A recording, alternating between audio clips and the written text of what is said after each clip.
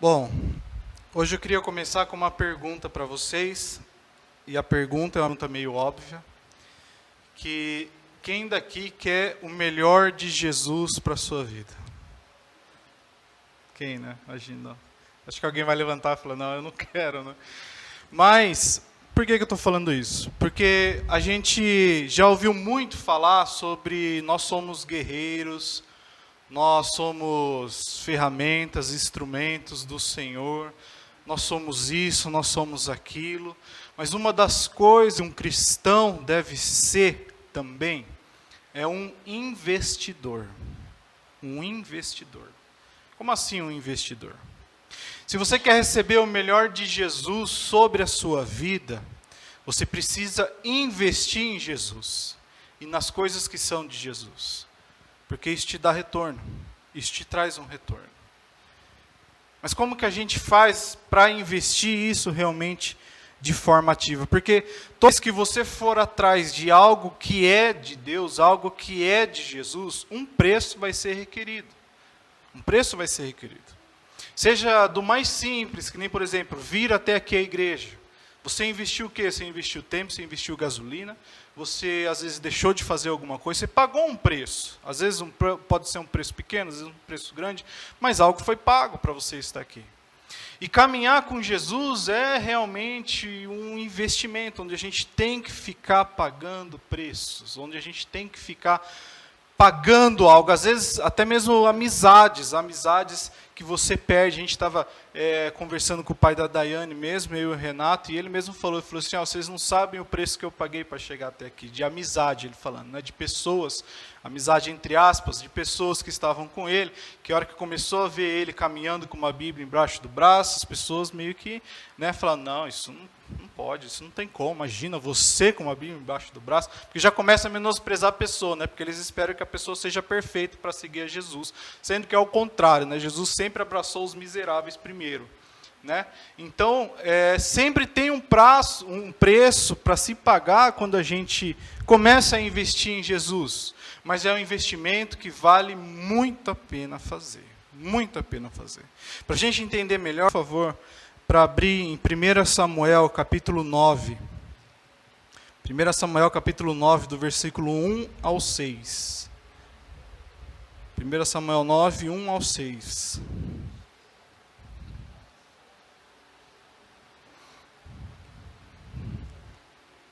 Todo preço que a gente pagar, vale a pena. A gente não pode ser tímido na hora de pagar esse preço, né? Então, 1 Samuel 9, versículo 1. Havia um homem de Benjamim, rico e influente, chamado Quis, filho de Abiel, neto de Zeror, bisneto de Becorate, trineto de Afia. Ninguém quer pegar esses nomes, né, para nomear o filho, você já percebeu, né? Todo mundo pega uns nomes mais bonitos. Versículo 2. Ele tinha um filho chamado Saul, jovem de boa aparência, sem igual entre os israelitas. Os mais altos batiam nos seus ombros. E aconteceu que jumentas de Quis, pai de Saul, extraviaram-se. E ele disse a Saul, chame um dos seus servos e vá procurar as jumentas. Eles atravessaram os montes de Efraim e a região de Salis, não as encontraram. Prosseguindo, entraram no distrito de Salim, mas as jumentas não estavam lá. Então atravessaram o território de Benjamim, e o mesmo assim não as encontrou. Chegando ao distrito de Zuf, disse Saul ao seu servo, vamos voltar. O meu pai deixará de pensar nas jumentas para começar a se preocupar conosco. O servo, contudo, respondeu, nesta cidade mora um homem de Deus que é muito respeitado. Tudo o que ele diz acontece. Vamos falar com ele. Talvez ele nos aponte o caminho a seguir. Agora pula para mim para o versículo 17 ao 20, por favor. Então, só para a gente recapitular, né, Saul perdeu as jumentas do pai dele, foi lá procurar, aliás, ele não perdeu, né, a jumenta extraviou, ele foi procurar as jumentas, não achou as jumentas, e esse servo dele, que estava junto com ele, falou assim, olha, tem um homem de Deus aí que pode, né, muito usado por Deus, pode falar para a gente onde estão essas jumentas. Aí o versículo 17, quando Samuel viu Saul, e aqui Samuel é o homem de Deus, que o servo estava se referindo, Quando Samuel viu Saul, o Senhor lhe disse: este é o homem de que lhe falei, ele governará o meu povo. Saul aproximou-se de Samuel na entrada da cidade e lhe perguntou: por favor, pode me dizer onde é a casa do vidente? E aqui naquela época, essa palavra vidente, naquela época era usada realmente para os profetas. Tá? Hoje não procure vidente, que não vai dar certo, por favor. Respondeu Samuel: eu sou o vidente, vá na minha frente para o altar, pois hoje você comerá comigo. Amanhã cedo eu lhe contarei tudo o que você quer saber e eu deixarei ir. Quando as jumentas que você perdeu há 3 dias, não se preocupe com elas. Já foram encontradas, e a quem pertencerá tudo o que é precioso em Israel, senão a você e toda a família de seu pai. Então, até aí. Então, a gente percebe o que aconteceu, né? As jumentas do pai de Saul se perderam. Saul foi procurar as jumentas com esse objetivo, levou um servo junto para procurar. Mas quando ele foi procurar, deu de encontro com este homem de Deus, que era Samuel. E quando Saul estava para se encontrar com Samuel, Deus falou assim para Samuel: Samuel, vai vir um homem te procurar. Este homem que te procurar, este é quem eu quero que seja rei sobre Israel. O povo estava pedindo um rei. Então Deus selecionou um rei, selecionou Saul. E ele falou: Samuel, ele vai vir te procurar, vai ser este homem, unja ele como rei de Israel.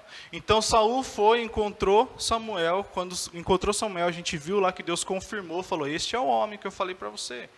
Aí Samuel chegou para ele e falou assim: Saul, vem aqui, fica aqui. Eu sei que você veio procurar as suas jumentas, mas passa a noite aqui, passa o dia aqui, porque eu quero falar com você. Eu quero explicar para você o que vai acontecer. E tudo que você está preocupado, você vai ter a resposta. Não se preocupe. Então você imagine, já fazia 3 dias que as jumentas tinham se perdido.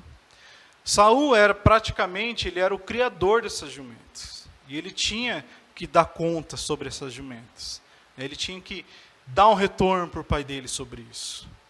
Aí, de repente, no meio da caminhada, ele chega lá, um homem chega para ele e fala assim: não precisa se preocupar mais com essas jumentas não, viu?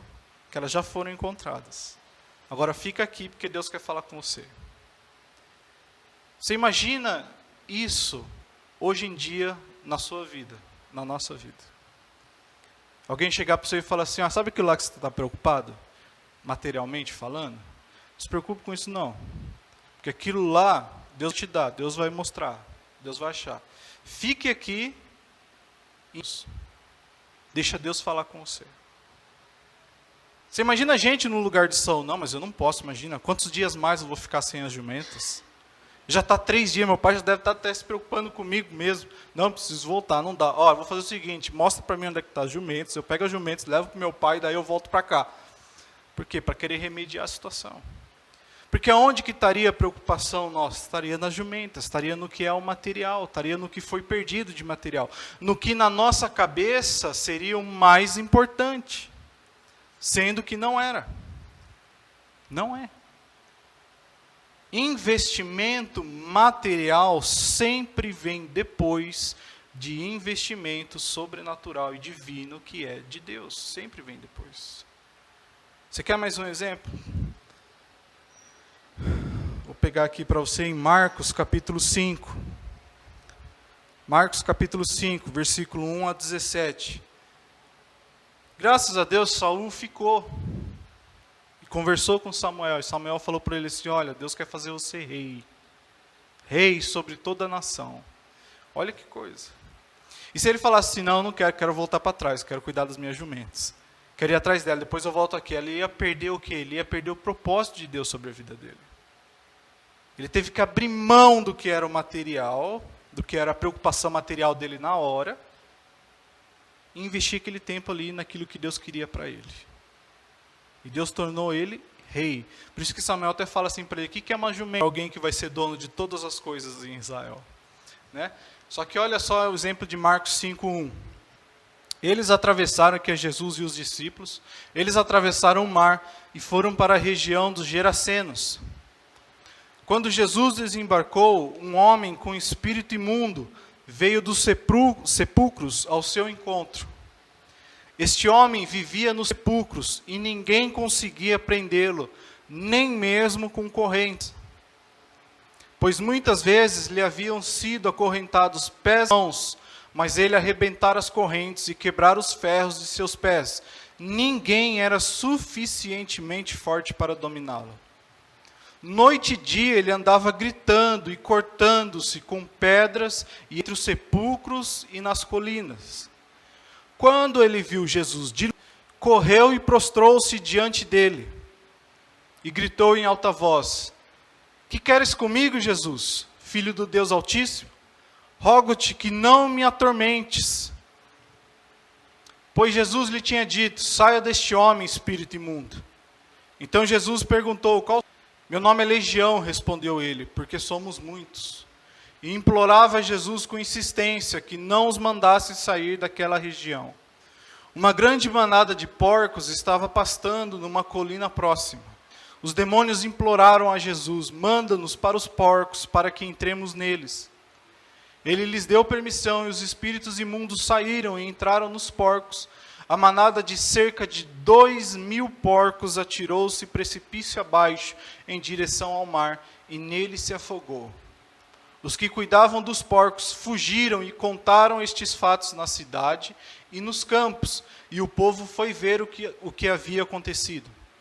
Quando se aproximaram de Jesus, viram ali o homem que fora possesso da legião de demônios, assentado, vestido e em perfeito juízo, e ficaram com medo. Os que tinham visto contaram ao povo o que acontecera ao endemoniado e falaram também sobre os porcos. Então o povo começou a suplicar a Jesus que saísse do território deles. Olha só o que aconteceu, gente. Olha a situação que era deste homem, endemoniado. Legião, muitos demônios sobre a vida dele. Gritando e se cortando, se mutilando. Porque o diabo queria fazer o quê? Queria destruir a vida dele. Aí quando Jesus apareceu nessa ilha, porque até então essa ilha era um pouco afastada ali da onde Jesus costumava trabalhar. Né? Eles não tinham judeus ali que seguiam, eram os gerasenos, não seguiam os mesmos costumes. Mas Jesus foi até lá. Por quê? Porque tinha esse homem sofrendo lá. Aí Jesus vai até lá e esse homem sofrendo desse jeito, os demônios falam para ele assim: olha, deixa a gente ir para os porcos.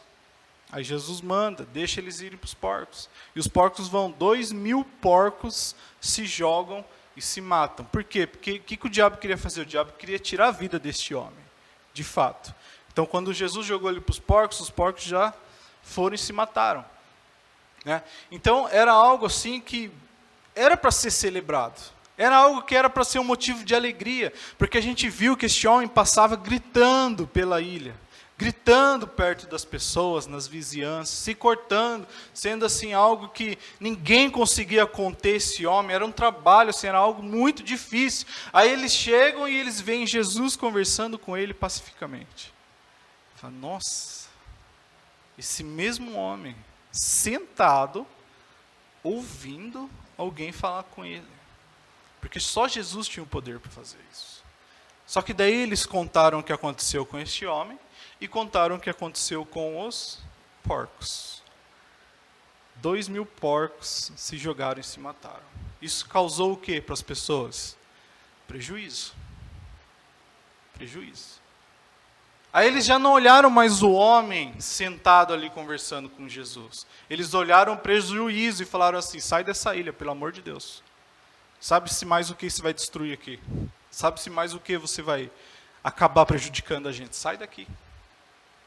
Não era mais importante a vida do homem, era mais importante o prejuízo dos porcos. Por quê? Porque aqueles homens eram extremamente materialistas. Você imagina assim, o dono desses porcos, ou os donos desses porcos. Nossa, e agora? E agora? Como que a gente vai fazer? Eu estava contando com esses porcos. Eu ia vender, ou ia virar bacon, ou ia fazer alguma coisa com eles, iam reproduzir mais, de 2.000 ia para 3.000, não, eu estava contando isso e aquilo, e não ligaram para o verdadeiro milagre que era aquele homem curado, porque estavam pensando de forma materialista. E expulsaram Jesus de lá. Gente, quantos milagres Jesus podia ter realizado nesse lugar? quantas vidas poderiam ter sido alcançadas neste lugar. Porque o mais difícil Jesus já resolveu. Ele já tinha resolvido. O resto seria em fichinha. Ele podia ir de casa em casa, ver mulheres que estão sofrendo, casais que estão sofrendo, filhos doentes, mães doentes, e ele podia ir visitando. Mas ele falou, sai daqui. Porque eles pensaram no material. Por isso que quando a gente investe em Jesus, a gente precisa esquecer o que é material. A gente precisa esquecer. Porque às vezes a gente pensa parecido com esses homens. Às vezes a gente pensa. Eu já cheguei uma vez e vi uma mulher que não tinha como pagar uma conta. Ela não tinha como pagar uma conta. Eu estou falando isso para a glória de Deus, tá? E vai lá, você vai lá e você paga a conta. Fui lá e paguei a conta dela. Tirei aquilo do meu bolso, da minha família, do meu sustento, digamos assim. Só que se eu fiz isso, não posso chegar para Deus e dizer, ai, misericórdia, misericórdia. Não posso fazer isso, gente. Eu tenho que dar aquilo lá de bom grado. Sabe por quê? Porque aquilo é um investimento na vida daquela pessoa. Que eu sei, sei que aquela situação não foi causada por, digamos assim, uma negligência dela, ou porque a pessoa não quer trabalhar mesmo, porque você tem muito folgado aí fora. Né? Mas foi uma situação realmente, né, de necessidade. Eu posso chegar e falar assim, meus porcos, não quero dar meus porcos. Eu não posso, gente. Eu não posso. Porque quando eu invisto aquilo na vida de uma pessoa, eu não estou investindo na pessoa, eu estou investindo num filho de Deus. Um filho de Deus. Porque se Deus me deu bênção material, Ele deu para eu compartilhar. Não para eu guardar. Eu também não gosto de dar dinheiro para qualquer um, não. Não gosto. Por isso que quando eu falo investimento aqui, quando a gente fala, aliás, né, dentro da igreja, qualquer coisa que você fale de investimento, a primeira coisa que a pessoa pensa é dinheiro. Não é dinheiro que eu estou falando. Não é dinheiro. Dinheiro é a última da última, da última, da última. Você pode abençoar alguém com dinheiro? Você pode. Lógico. Igual eu fiz, paguei a conta dela. Não deu dinheiro na mão dela, mas pagamos a conta dela. Às vezes você está vendo uma necessidade, está precisando de uma cesta básica, você vai ter que pegar seu dinheiro, pagar aquela cesta básica e dar para ela. Né? Isso é um investimento também em dinheiro. Mas esquece essa questão de dinheiro. A gente vai falar um pouco sobre o que é esse investimento. Mas quando você investe na pessoa, nada que você investiu para Deus é desperdício. Não é. Porque é justamente um investimento. E se tem uma coisa que Deus sabe fazer, é cuidar do teu investimento. Deus sabe muito bem. Porque Deus não perde investimento de ninguém. Pelo contrário, Ele multiplica, Ele duplica. Não foi isso que aconteceu com aquilo quando estava 5.000 pessoas com fome?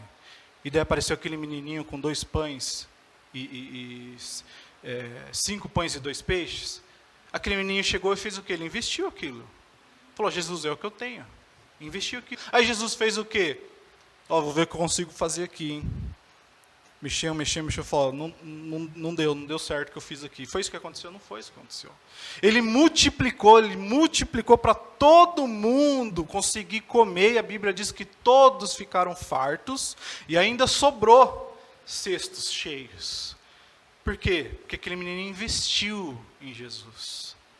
E Jesus sempre multiplica investimentos. Ele nunca faz investimento ser perdido. Todo investimento que você faz, porque a gente tem o costume de levar a mentalidade do mundo para o reino de Deus. A gente tem esse costume. Porque aí no mundo, se você vai comprar um negócio, se você vai sair jantar, por exemplo, você quer jantar de uma forma que aquilo que você pagou compense o que você comeu. Em compensar. Aí você vai num restaurante, você paga R$50 para você comer. Cada um. Você já sai, você já entra pedindo misericórdia, né? Nossa, R$50, R$100 só eu e minha esposa. Aí você já entra assim. Se for rodízio, tudo bem, né? Mas você entra lá e daí vem aquele prato feito, né? Que você vê um bifinho, um arrozinho, aquele arrozinho em formato de pote de margarina e uma coisinha ou outra aqui. E você, daí você come. Aí você sai de lá com fome, só que você sai de lá com o quê? Você sai de lá um pouco com a consciência pesada. Você fala, gastei R$50, não comi, né, tudo que eu gostaria de ter comido, e às vezes a comida nem estava tão boa assim. Aí você sai de lá pensando que foi um desperdício, isso nunca mais eu volto aqui. Né? Por quê? Porque no mundo é assim, mas no reino de Deus não é assim.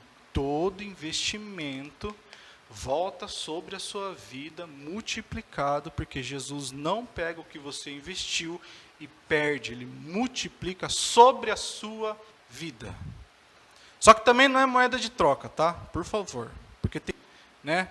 Pega e fala assim, não, eu vou, então, por exemplo, vou dar o exemplo mesmo de oferta e dízimo, né? Que é o mais comum. Não, eu vou dar aqui, ó, vou dar R$1.000, porque se eu der R$1.000, o senhor vai voltar para mim 3.000. Não é isso, gente. Por favor. Não é isso. Isso aí, se você ouve esse tipo de coisa, você pode ter certeza que isso daí é teoria diabólica. Que é o diabo que gosta de mexer assim, dessa forma com dinheiro, moeda de troca. Ele que gosta de dar essa mentalidade. Se você der 50, Deus vai te dar 100. Não é assim. Não é assim. Né, você tem, lógico, que aquilo que você planta, Deus te retorna em alguma coisa, pode te retornar em bênção material? Lógico que pode. Eu lembro, fui numa igrejinha, eles passaram a coletinha para ajudar a igreja, que estava abrindo e tal, ia ser o primeiro culto dela, aí eu não tinha nada, assim, não tinha nada mesmo, eu comecei a fuçar o bolso, aí eu tinha R$2,50, 2 notas de R$1 naquela época, né, e uma moeda de 50 centavos. Aí eu peguei e falei, ó, senhor, tudo que eu tenho, mas é para abençoar, dei para abençoar mesmo, né. E eu era adolescente ainda, né, morava com a minha mãe e tudo, e quando eu cheguei em casa, minha mãe falou assim, sua tia passou aqui e deixou um envelopinho para você. Aí eu já fui lá, né, deixou no armário, fui lá no armário, peguei. Aí eu abri, tinha 2 notas de R$10 e uma nota de R$50. Você está vendo como que Deus faz as coisas? Mas porque eu não dei aquilo assim, senhor, eu estou dando, então o senhor tem que me dar de volta. Hein? Não é isso, gente. Não é isso. Deus sabe compensar aquele que faz com o coração. Deus sabe. Né? Então, se você ouve esse tipo de coisa, dê para você ter, esqueça isso daí. A gente está falando de investimento. Você investir algo. E o que é esse investimento? O que é esse investimento? Pode ser a questão financeira que eu falei? Pode ser, mas esse é o mínimo do mínimo. O primeiro e maior investimento que você pode dar para Deus é o seu tempo.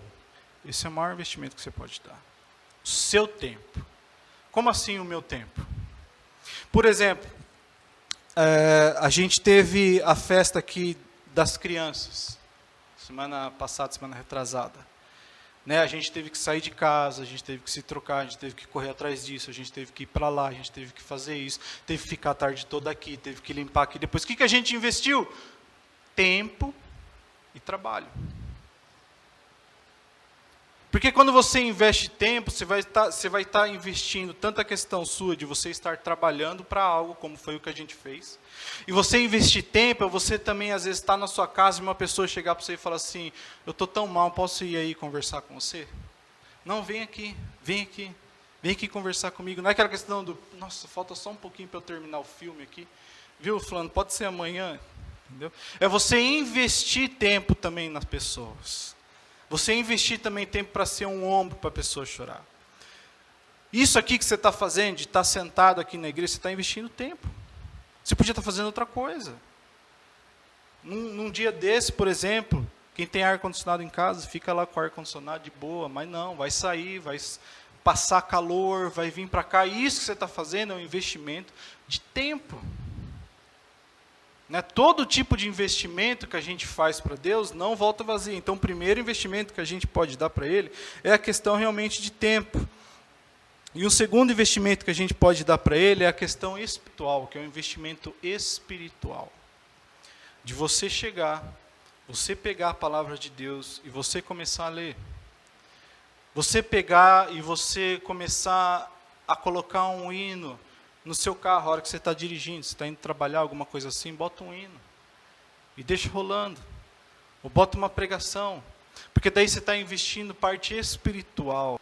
Em vez de você, às vezes, estar ouvindo algo aí de fora, por exemplo, uma música aí do mundo, por exemplo, você podia estar ouvindo algo mais espiritual, com um lado mais espiritual para Deus. Você está investindo no seu espiritual. Aquilo lá vai entrando em você. Aquilo lá vai fazendo parte de você. né? Você chegar e você fazer um jejum, por exemplo, você investir espiritualmente. Não só um jejum por você, mas um jejum por outra pessoa, melhor ainda. Você também está investindo no seu espiritual. E quando você vai investindo no seu espiritual, Jesus vai se revelando cada vez mais para você. Não investe tempo, porque investir no seu espiritual é um investimento de tempo. Se você não investe tempo no seu espiritual, e se você não investe coisas espirituais, situações espirituais na sua vida, como que você vai suportar as lutas do dia a dia? Fale para mim. Porque você não vai. Porque você vai estar pensando de forma materialista de novo, igual aqueles homens lá. Perdi meus porcos, porque daí a hora que você chega, os boletins estão esperando. Né? As coisas estão acontecendo. As pessoas não simpatizam com você e falam assim, esse mês você não precisa pagar conta. Tá? Não existe isso. Cobranças vão vindo. E se você não investir no espiritual, você vai ter uma materialista. E se você tiver uma mentalidade materialista, você vai sofrer e opressão. Você vai. Não tem jeito. E quando a gente investe de forma espiritual, a gente investe o nosso tempo, investe de forma espiritual, a gente tem um retorno. E que retorno que é esse? É um retorno de qualidade de vida. Qualidade de vida. Porque isso, gente, é só o cristão que tem nesse mundo. Só alguém que é cristão tem qualidade de vida nesse mundo. Isso eu garanto para vocês. A pessoa pode chegar e falar assim, mas se eu fosse milionário, se eu tivesse uma piscina na minha casa, tivesse um carro pago, se eu tivesse isso, tivesse aquilo, eu seria mais feliz. Mas você não teria qualidade de vida se Jesus não fizesse parte da sua vida. Não ia. Porque se você faz isso, se você começa daí a acumular as coisas, e você não põe Jesus na sua vida, você vai ser aquele homem da parábola que Jesus falou, que ele trabalhou, celeiro, montou outro celeiro, trabalhou, encheu também, montou outro celeiro, trabalhou, a Bíblia diz que ele sentou e começou a observar, e falar assim, olha quantas coisas boas eu tenho, olha quantas coisas eu acumulei. Aí um anjo veio para ele e falou assim, louco, essa noite vão pedir a sua alma. Ou seja, o cara ficou a vida inteira trabalhando para aquilo e não investiu nada no espiritual dele. E não vale a pena, gente. Não vale a pena. Eu conheço ricos miseráveis e pobres, extremamente pobres, felizes. É contrastante. Por quê? Porque o pobre tem Cristo no coração. O pobre tem Jesus no coração. Vou mostrar para vocês, mas eu tenho no meu celular a foto de uma mulher que morava numa favela. Aliás, mora numa favela, mas daquelas favelas, bem favela mesmo, que é chão de terra com lama, um tipo de estrutura, né? E ela pegou, o que ela fez? Ela começou a vir com um monte de saco de lixo, né? E ela pegou esses sacos de lixo, jogou tudo no chão, daí começou a rasgar os sacos de lixo. Você via, né, que é a foto que está no meu celular, você vê pedaço, resto de comida, você vê uns negócios meio nojentos no chão, você vê coisa que você consegue identificar ali no meio, e ela começa a espalhar tudo aquilo lá. Aí perguntaram para ela assim, o que é isso que você está fazendo? Né? Ela falou assim, eu estou procurando meu jantar, ela falou. Né? E ela começou a fazer isso, e gente, eu tenho gravado no meu celular essa mulher louva enquanto ela fazia isso. É impressionante, porque se você ouve essa mulher cantando, não tem como gelar o seu coração e falar, meu Deus, porque essa mulher tinha Jesus. E ela consegue fazer o que muitos bilhões conseguem fazer. Aquela mulher deu uma lição de vida para mim e falou, Jesus, essa mulher feliz desse jeito. Porque ela tem Jesus no coração. Porque ela investiu no que é espiritual. Ela investiu. Ela tem qualidade de vida. Mesmo morando na situação onde ela está morando, mesmo tendo esse risco que ela tem, essa mulher tem qualidade de vida. Por quê? Porque Jesus está nela. E isso é fruto de investimento. E quando você investe, você tem qualidade de vida, você tem Deus feliz na sua vida. Deus feliz quando olha para você. Sabe por quê? Porque se você pega assim, você tem duas crianças. Aí você pega e vende para uma criança. Essa criança pega esse presente, olha, joga para trás e sai. Aí você pega o mesmo presente, você dá para outra criança. Essa criança abre, nossa, que legal. Daí ela sai de lá e fala assim, ô fulano, vem aqui ver, tá? E começa a chamar os outros para brincar. Para quem que você vai querer dar presente de novo? Para aquela que te recebeu bem, não é? Aquela que se alegrou naquilo. Por isso que quando você começa a investir no que Deus te dá, você começa a investir em Deus, nas coisas que é de Deus, nas coisas que é de Jesus, Deus vai dando para você as coisas. E coisas nas tuas mãos, porque não vai chegar uma hora que você vai pegar e falar, tá bom assim. Não, você vai pegar aquilo que Deus te deu, você vai ser alegre. Aquilo lá na sua mão, você sabe que é bênção de Deus. É algo que alguém pode investir na vida de outra pessoa. Porque Deus abençoa quem sabe abençoar o próximo. Isso é fato. Agora, Deus não abençoa o próximo. Não faz isso. E você investir seu tempo, investir o espiritual, isso daí é o que torna Deus assim, em querer investir em você. É isso. Não é o jeito como você se comporta, não é o jeito como você como você se comporta assim, em termos de roupa, em termos de Bíblia embaixo do braço, em termos de vou para a igreja toda semana. Não é isso. É o que coloca na tua mão e o que você faz com o que Deus coloca na tua mão. Porque se você investe em Deus, Deus vai investir em você, daí você investe em Deus de volta. Você entende como é que é o negócio? Ele investe em você, você investe nele, ele investe em você, investe girando. Isso é bênção sobre bênção, é esse tipo de vida aí.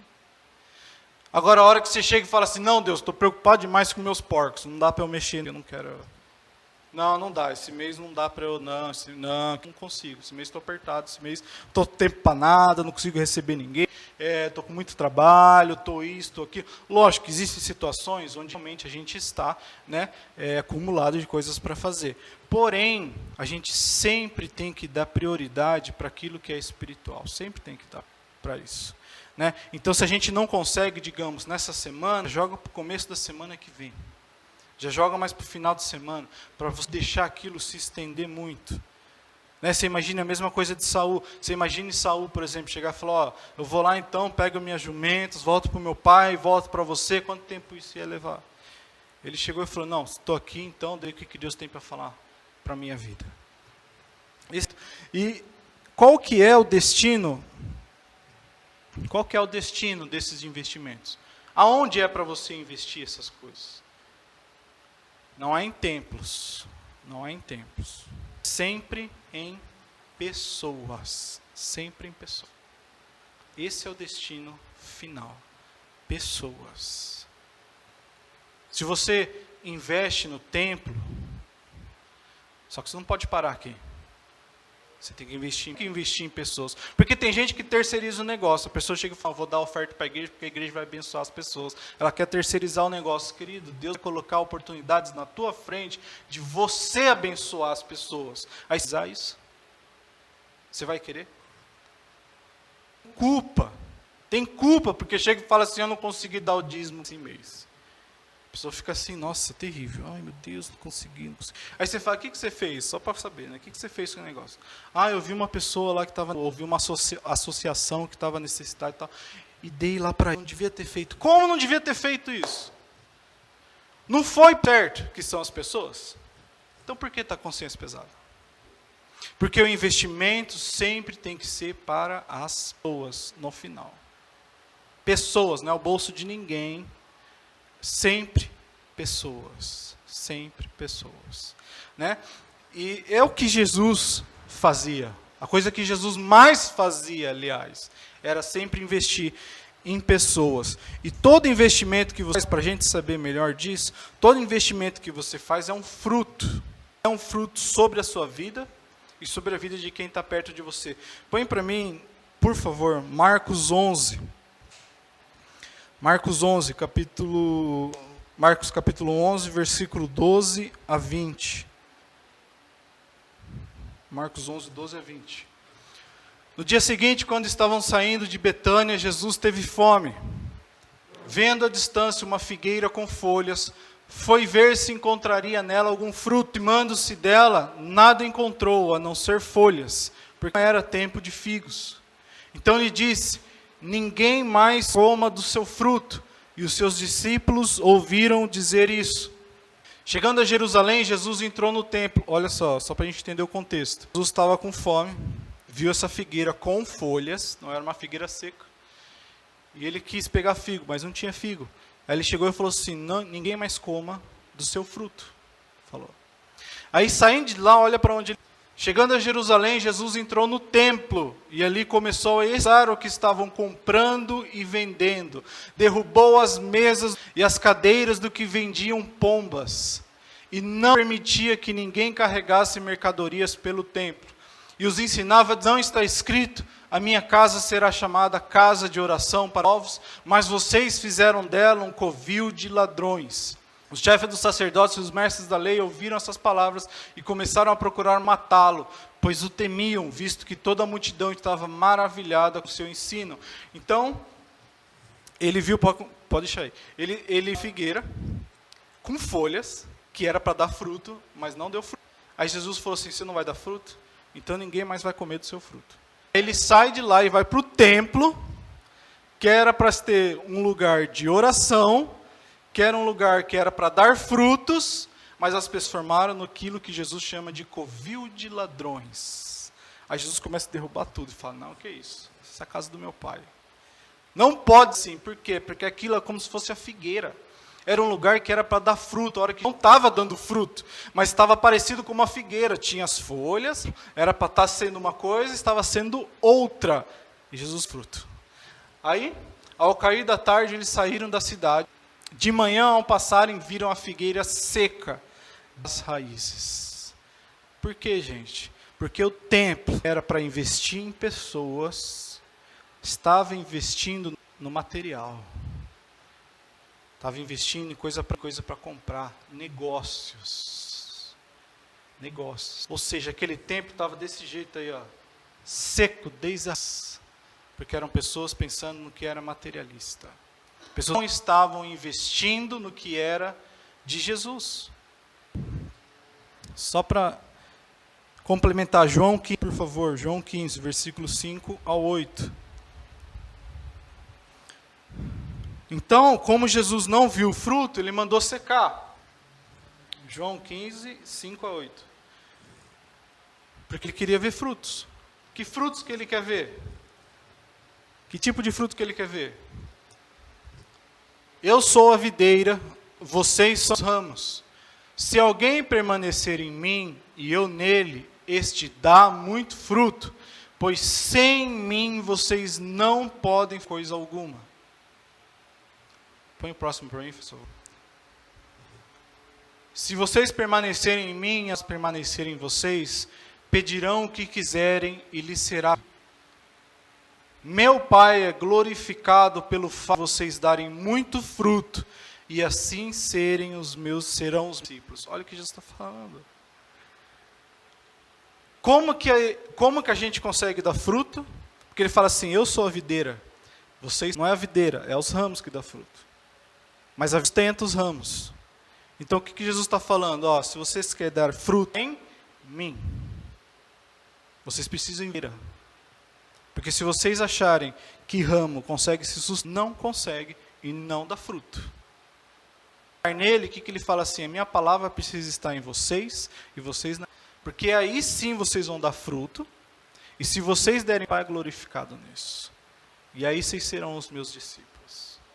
Investir na videira, gente. Não é ao redor. O ramo querendo investir em outra árvore, o ramo querendo fazer as coisas do jeito que quer. Não, precisa estar investido, inserido na videira que é Jesus. E a única coisa que ele diz que a gente precisa é do quê? Da palavra. É da palavra. E os frutos vão nascer. Sobre você. Uma vida abençoada você investindo na... Porque é disso que você precisa. Porque a videira que está na raiz lá embaixo também. Que recebe os nutrientes. Aí ela vai passar para os ramos. E os ramos daí vão ser fortes. E os ramos vão estar fortes e vão dar frutos. Que frutos que é esse? Qualidade de vida. Só para você e para quem está com você. Investe no que é de Deus, naquilo que é de Jesus. Jesus envolve em você para que você dê frutos, porque investimentos e frutos todos compartilham. Quem está com você, casa compartilha. Para vocês terem noção, José, quando José foi para o Egito, e Potifar comprou ele como escravo, em nome de Deus. Mas comprou ele como escravo, botou ele para trabalhar lá. A Bíblia diz que Potifar é abençoado por causa de José. Ele era abençoado por causa de José, porque José dava fruto. E Potifar comia do fruto. Você tem uma casa abençoada quando você investe na videira, e a videira dá fruto. Você investe no que é de Jesus, Jesus investe em você de volta. Jesus fala, lá em Mateus 19, você não precisa abrir para mim não. Mateus 19, para eu estar encerrando. Mateus 19, chega um jovem falar com Jesus. Vocês lembram disso? Chega um jovem rico falar com Jesus, muito rico. Ele fala assim, Senhor, o que eu posso fazer vida eterna? Jesus fala assim, guarde os mandamentos. Aí ele fala, eu já guardei todos eles. Aí só falta uma coisa para você ser perfeito. Olha o que Jesus fala. Só falta uma coisa para você ser perfeito. Ele não falou isso para ninguém. Ele falou assim, vende e dá para os pobres. Aí ele fez o quê? Não, dá para mim não. E saiu fora. Ele perdeu de ser perfeito aos olhos de Jesus. Porque ele pensou no investimento financeiro dele, no investimento materialista dele. Se ele tivesse investido, Jesus falou para ele, ele teria sido salvo além de tudo. Jesus ia chegar e falar assim, gente, esse homem é perfeito. Porque só faltava isso para ele. Só aquele negocinho que prendia ele. E quantas vezes a gente perdeu de ser abençoado porque a gente não quis soltar aquilo que a gente estava segurando. Porque Jesus vai vir com essas. Fala assim, olha, esqueça isso. Pare de dar noite sem dormir. Para com isso. Porque eu sou maior da sua vida. Maior do que todas as coisas. Maior do que quanto você é maior ainda. Maior do que jumento. Sou maior ainda na sua vida. Isso para eu encerrar agora. Sabe por que eu estou falando sobre essa questão de importante isso? Primeiro, para você ter qualidade de investimento sobre você, mas por quê? Porque que está sentado aí, um dia foi investimento de alguém. Você foi. Alguém investiu em você. Tempo para você, dedicou espiritual para você. Pode até ter dedicado financeiro também, a gente não sabe. Mas alguém se dedicou. Alguém entendeu que investir gera fruto. Se investir, você também vai gerar fruto. Porque quando Jesus olha para você, ele vê oportunidade. Porque Jesus sabe do valor que você tem. Ele olha para você com um olhar de abençoar. De que ele quer sim. Porque ele sabe do seu valor. Só que está sendo vítima de pessoas que não investiram em você. Talvez isso tenha acontecido. Pessoas que vieram para derrubar você e não acreditaram em você. Não acreditam no potencial que você tem. Mas Jesus, desde o começo, quando olhou para você, ele sabia do valor e do potencial que você tem. E se você está sentado aqui, Jesus continua vendo potencial sobre a sua vida. Jesus continua investindo na sua vida. E que não vai chegar um momento, por mais pecador que você possa se tornar, vai chegar um momento onde ele vai chegar para você e falar assim, você para mim já não serve mais. Está lá. Ele está lá.